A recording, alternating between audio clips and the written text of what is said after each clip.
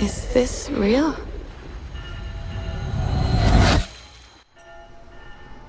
At E3 2018, Cornelia Gephardt, CEO and creative director at Yo My Games, has brought to light once again what I think will be a phenomenal story-driven exploration game. And if you haven't checked this game out already, as it was officially announced a few years back, you're definitely missing out on the next big gem. Now, who and what is Yo My Games, you might be asking? Well, let's look into it. Yo My Games. Never heard of them? Well, not many people heard of Naughty Dog either before they came crashing into the community. Get it? Crash? Crashing?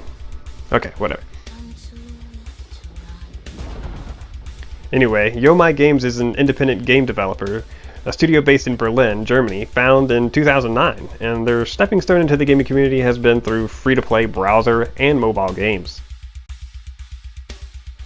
Hey, we all gotta start somewhere, and it looks like they're trying to take a big leap into console gaming. Sea of Solitude will have you play as a young woman named Kay, who has been suffering from extreme loneliness and seems to have taken on this alternate form of some kind of shadow monster.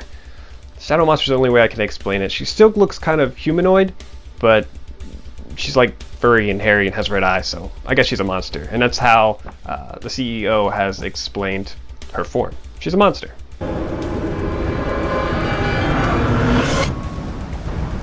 Now, at first glance, she kind of reminds me of a Heartless from the Kingdom Hearts series. She's got like the red eyes. Well, they had more yellow eyes, didn't they? But I don't know. She's like a shadowy form of herself. So, sure, reminds me of a Heartless.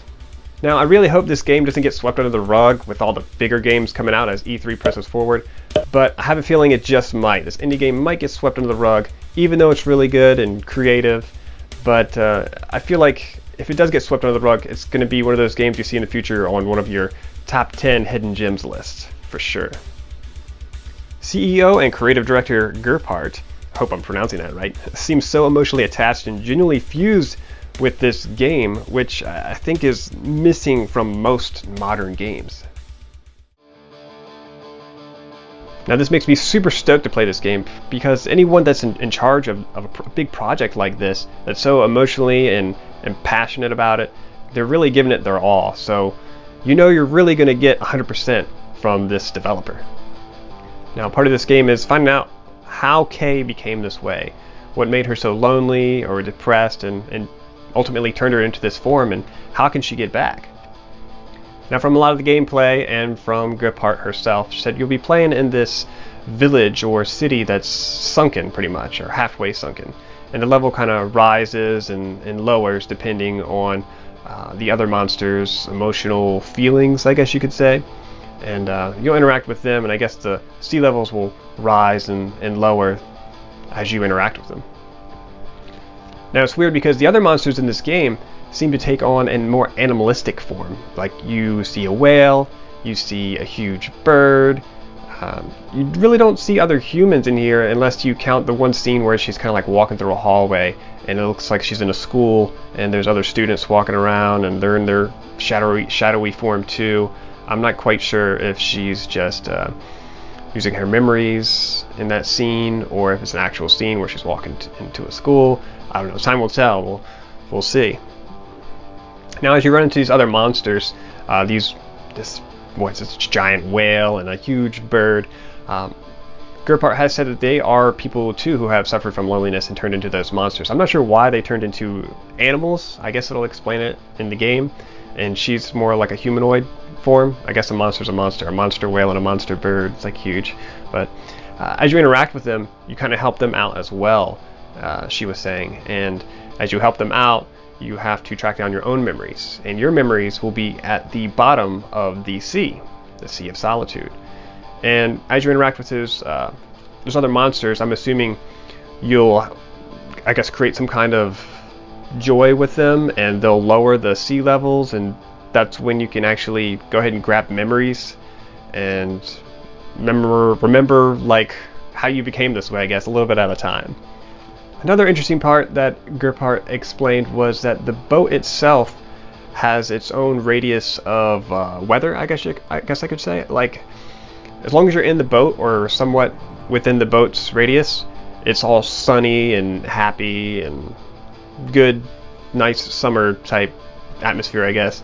And as soon as you go outside of that radius, for whatever reason, it starts to get really dark and gloomy. So ideally you want to stay on the boat so you can travel around and stuff, but I feel like some point in times in this game they're going to make you get off that boat so you can go get memories for whatever reason, or you'll come to a section where the boat can't get through and you'll have to actually get off the boat and do some running on foot, and that will cause you to interact with a darker atmosphere. Also, in past interviews for Gephardt, she said that a lot of influence for this game came from her love of Japanese mangas, and I believe she said she watched anime.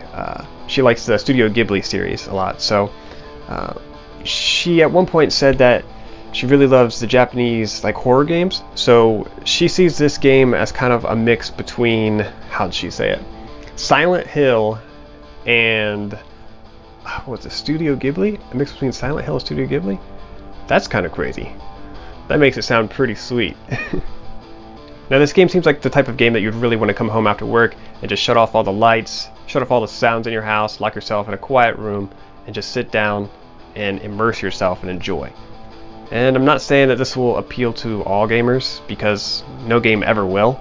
This is not your Call of Duty, it's not your Dark Souls, it's not even your Last of Us, but it's a story-driven game, and it looks really peaceful, a nice puzzle aspect to it, I'm sure, and I think it's going to be good. Alright guys, so Sea of Solitude releases in early 2019. I'm super excited. I think you should be too. It's definitely something we want to keep on our radar. So I'm GrownAssNerd. Please subscribe, like, comment on what you think about the game if you're excited for it, or if it's something that you think you'll just swipe under the rug as you go play, like the new Halo Infinite or some other big title that are out there. It's kind of like covering this indie game up.